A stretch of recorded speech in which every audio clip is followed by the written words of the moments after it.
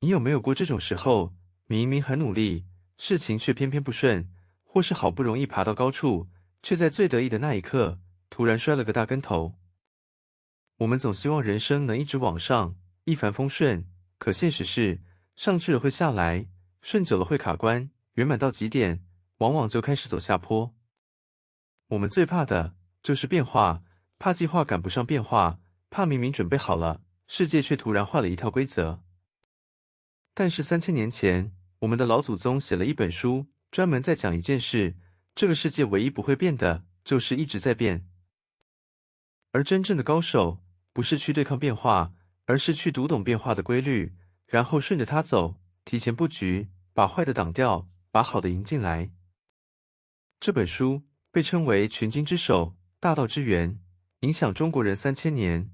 孔子读它读到把书的皮绳都翻断了3次，还说再给他几年，他就能把它读通。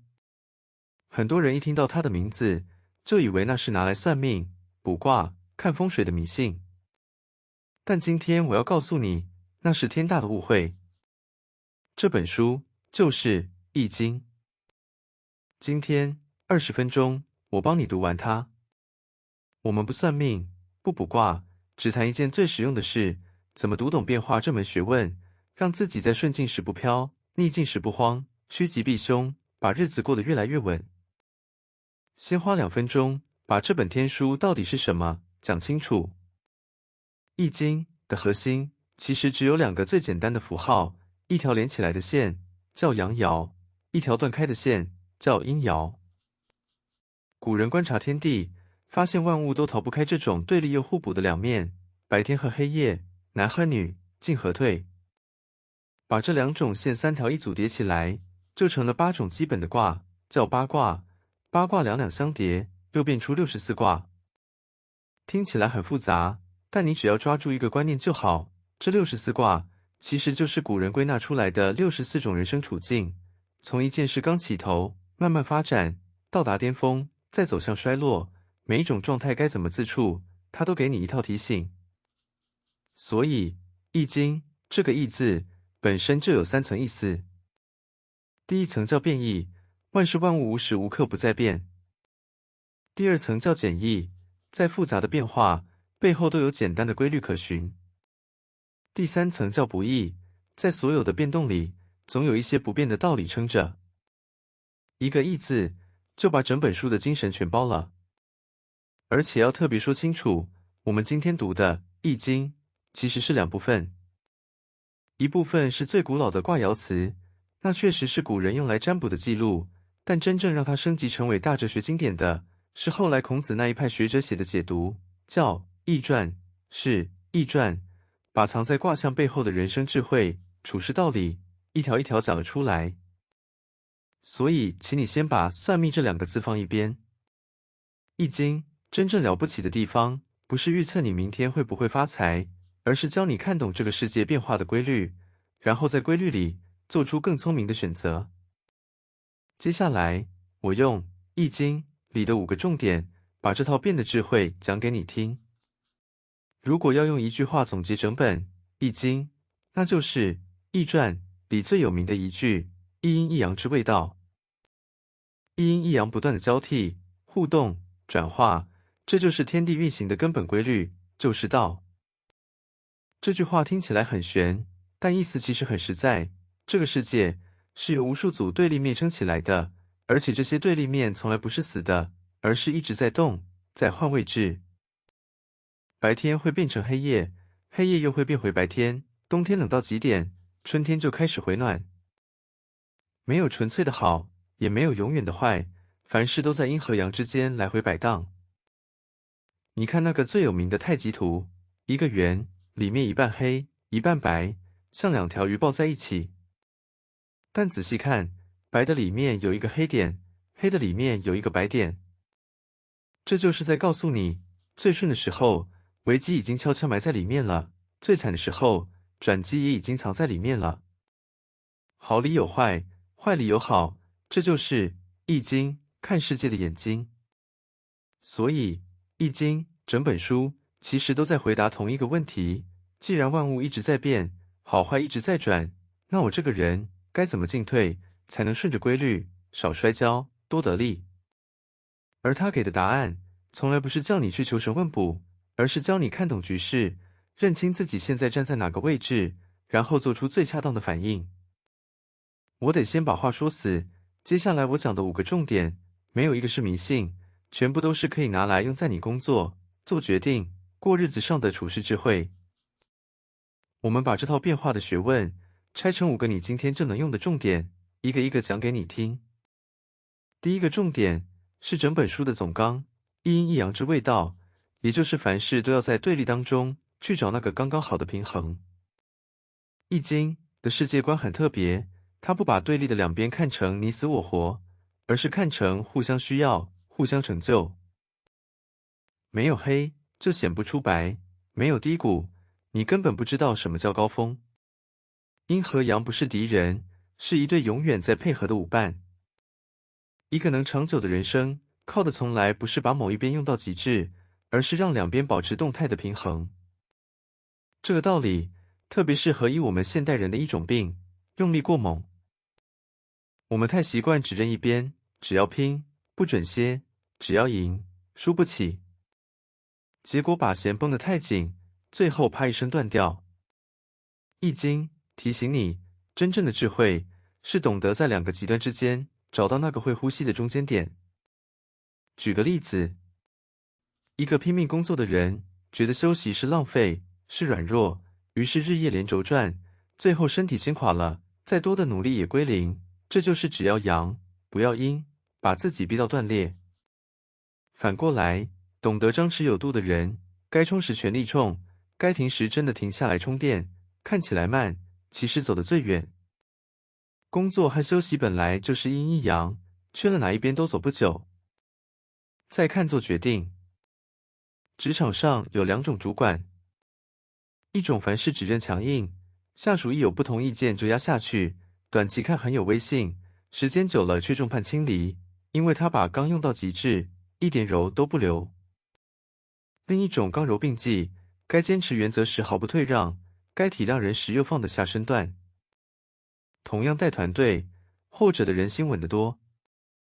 刚和柔也是阴一阳，会搭配的人，路才走得宽。所以这第一课，请你记住，别在凡事只认死一边。当你发现自己快被某个极端逼到墙角时，停下来问问自己，是不是该往另一边挪一点了？懂得在对立中找平衡，你的人生才不会轻易断裂。第2个重点是易经最核心的精神，变异，也就是这个世界唯一不变的事，就是一切都在变。我们的痛苦，很多时候是因为心里偷偷相信事情会一直这样下去，以为这份稳定会永远在，以为这个位子坐得稳，以为现在的好或坏会是永久的。可易经从第1页就在摇醒你，没有任何一种状态是永久的，唯一可以确定的就是它一定会变。当你打从心底接受变才是常态，面对变化时就不会那么惊慌，那么受伤。更厉害的是，易经不只叫你接受变，它还教你主动去变。易传里有一句流传千古的话：穷则变，变则通，通则久。意思是，一件事走到了尽头，卡死了，再也走不下去的时候，就是该改变的时候，肯改变，路就会重新打通，通了，才能长长久久地走下去。把这9个字记牢，它几乎能用在你人生所有的死胡同上。举个例子，一家做了几10年的老店，靠着一套老方法吃饭。可是时代变了，客人的习惯变了，生意1年比1年差，这就是穷，走到头了。一种老板死守着我以前就是这样成功的不肯动，结果被时代淘汰；另一种看懂了此路不通，赶快转型换打法，硬是闯出一条新路，这就是穷则变，变则通。再看个人，一个人在岗位上做到天花板，再怎么努力也升不上去，学不到新东西，又闷又焦虑。这时候一直耗着，自怨自艾是最糟的选择。聪明的做法是承认这条路我已经走到底了，然后主动求变，换部门，换跑道，学新技能。人生卡关，往往不是叫你认命，而是在提醒你，是时候换条路了。所以这第二课，请你把穷则变，变则通，通则久这9个字刻在心里。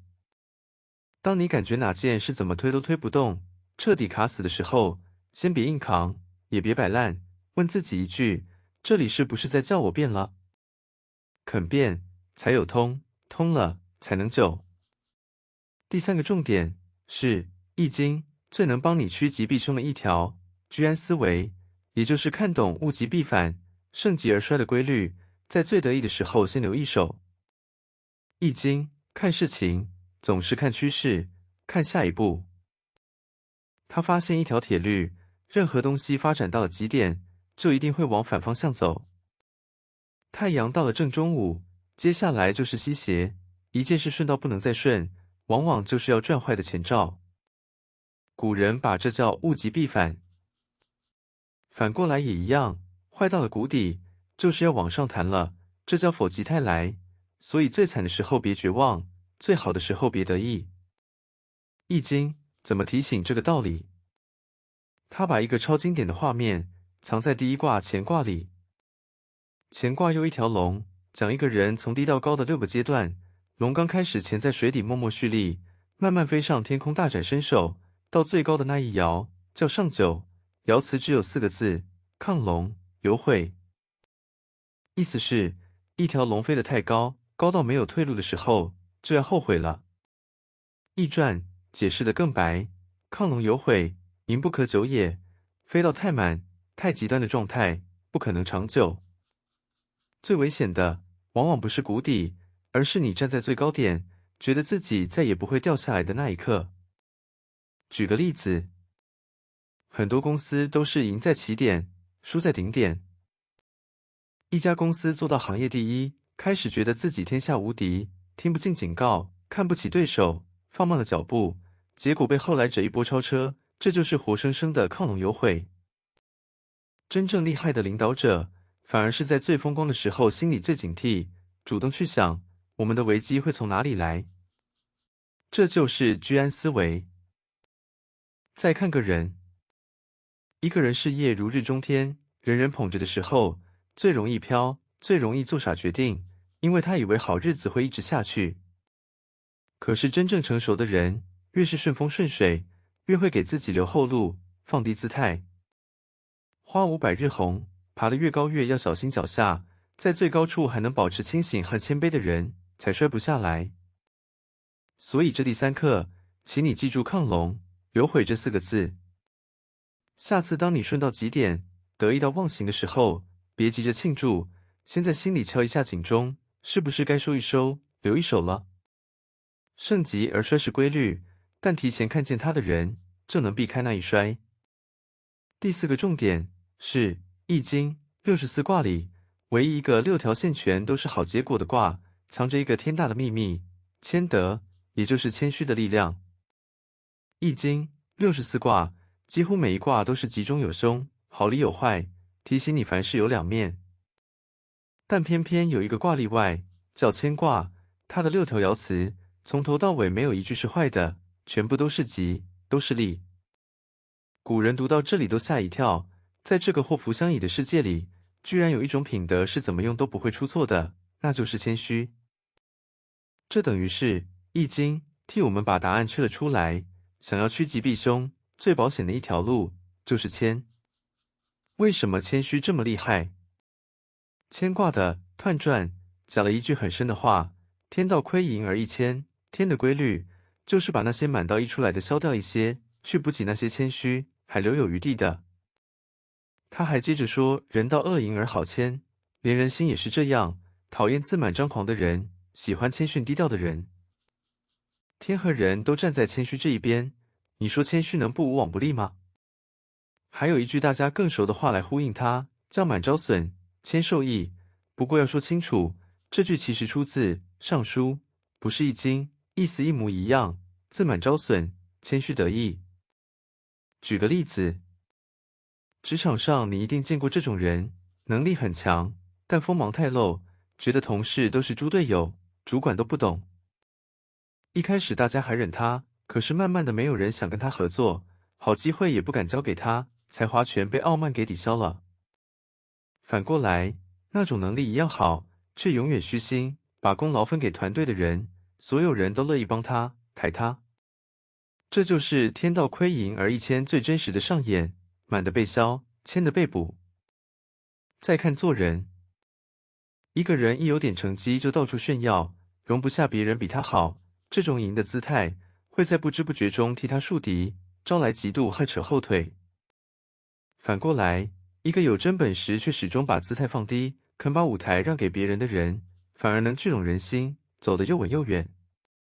谦虚从来不是懦弱，恰恰相反，他是看懂了规律之后，最高明的处世智慧。最后一个重点是《易经》送给每一个中国人的2句座右铭，也是整本书最积极、最有力量的精神内核：自强不息与厚德载物。前面讲了那么多顺势、居安思危、谦虚，你可能会以为《易经》是在叫人小心翼翼、消极保守，完全不是。《易经》开头的乾、坤2卦就是2面大旗。乾卦讲天，易传配了一句：天行健，君子以自强不息。天的运行刚健有力，永不停歇，所以一个有志气的人，也该像天一样，努力向上，奋斗不止。这是何等刚健进取的精神！坤卦讲的，配的是另一句同样伟大的话：地势坤，君子以厚德载物。大地的姿态宽厚，能承载万物，包容一切，所以一个有格局的人，也该像大地一样，用深厚的德行去包容，去承载别人和这个世界。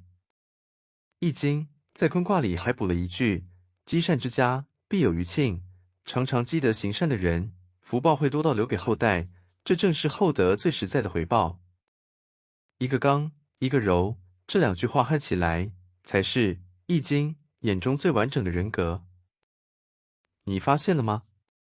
这恰恰又是一阴一阳，自强不息是阳，是往前冲的刚劲；厚德载物是阴，是装得下的雅量。只会拼，不会容，会把人逼死；只会容，不会拼，又撑不起事业。真正强大的人，是2股力量都有。举个例子，一个成熟的领导者，往往就是这2句话的合体。对自己，他自强不息，比谁都拼，比谁都自律；可对团队，对犯错的下属，对意见不同的人，他又能厚德载物，容得下不同的声音，给人改过的空间。光有狼性会把人逼走，光有温情会把事做烂，刚柔兼备的人才能既成事，又留住人。再看个人成长，逼自己进步，是自强不息，是让你变强的引擎。但只有这股劲，没有容人的雅量，你会活得又挤又孤独。所以你还需要厚德载物，对别人的缺点宽容一点，对命运的不公看开一点。对自己刚，对世界柔，你才能走得既高又远，又不孤单。所以这最后一刻，请你把这2句话一起记住：天行健，君子以自强不息；地势坤，君子以厚德载物。一手是向上的力量，一手是向下的厚度，撑起这2股劲，你就撑起了一个又强大又宽广的自己。好，20分钟快到了，我们把《易经》今天的5个重点串成一条变的智慧复习一遍。第一，一阴一阳之谓道，凡事都在对立中摆荡，别只认死一边，懂得在2个极端之间找平衡。第二，变易，这世界唯一不变的是变化，穷则变，变则通，通则久，卡住了就主动求变。第三，居安思危，物极必反，盛极而衰，记住亢龙有悔，醉的一时先留一手。第四，谦德，乾卦6爻皆吉，天道亏盈而一谦，谦虚是这世上最保险的处世之道。第五，自强不息，厚德载物，对自己刚健进取，对别人宽厚包容，刚柔兼备才是完整的强大。你发现了吗？易经从头到尾都在教我们同一件事：这个世界一直在变，好坏一直在转，与其去对抗它、害怕它，不如去读懂它的规律，然后顺着规律站好位置，做对选择。真正的趋吉避凶，从来不是靠求神拜佛、算命卜卦，而是靠一个人读懂了变化的道理之后，自己活出来的清醒、平衡与谦卑。这才是《易经》3000年来真正想送给我们的礼物。听完很有感，但你明天就忘了，那这20分钟就白费了。所以我只给你一个今天就能开始做的小练习。易经最核心的本事是看趋势，想下一步。它从不只看眼前这一刻，而是去看一件事正在往哪个方向走，接下来最可能怎么变。所以从今天起，每当你遇到一件让你很开心或很烦恼的事，先别急着被当下的情绪带着走，试着做一个易经式的提问，问自己3句话：第一，这件事现在是在往好的方向走，还是往坏的方向走？第二，如果它一直这样下去，走到极点，会变成什么样子？第三，顺着这个趋势，我现在最该做的一件事是什么？是要乘势而上，还是要居安思危，先留一手？你会发现，光是这样往前多看一步，顺着趋势去想，很多当下的得意就不会让你冲昏头，很多眼前的低潮也不再那么吓人。因为你看见的不只是这一格，而是整条变化的路。这就是《易经》送给我们最实用的礼物。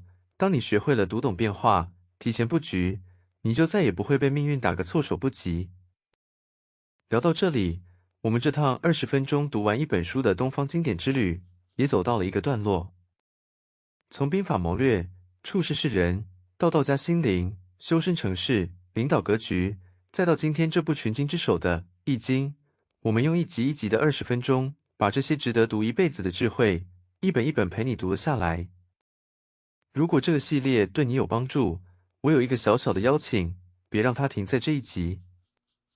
回头去把你还没有看的那几集补完，也许某一本正好就是此刻的你最需要的那帖药。